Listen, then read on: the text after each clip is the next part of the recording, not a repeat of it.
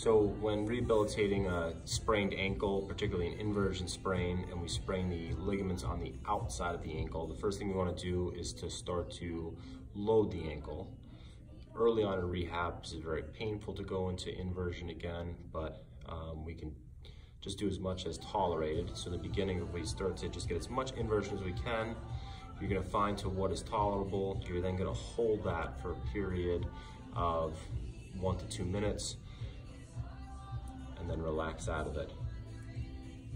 The more you do this, the more we start to communicate how we want the ankle to heal. As the ankle starts to heal, you'll be able to progress into further ranges of motion, so further into inversion, and then you'll progressively be able to push harder. So now we're gonna have Nat kind of drive his ankle deeper into inversion. He's gonna be pressing into the ground, press, press, press, and then relax. And we can do sets of this. So his ankle, go ahead and stay into inversion there. And now drive it into the ground, drive into the ground, drive it into the ground, and relax. Once that becomes comfortable and we feel like you can put as much weight sitting and you can really drive well into it, we can then progress to standing. So when you're standing, he's gonna get onto the outside of his ankle.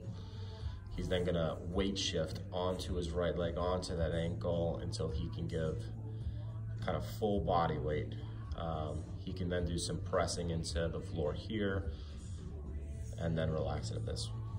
Once that becomes comfortable, he then can start to get weight shift onto it again and see if he can slowly control and lift up his opposite leg. Good. And so there becomes kind of a balanced control portion here, but also just the fact that that ankle can sustain that load. Okay, the next thing he can then do is to get onto both ankles and see how that feels, and really trying to work to get on as far onto those ankles as possible. He then can go through some mini squats. So squatting deep, squatting deep, squatting deep, and then coming back up. If that becomes easy, you can start to grab some weight. So you can grab any kind of weight. In this case, I'll grab a plate here.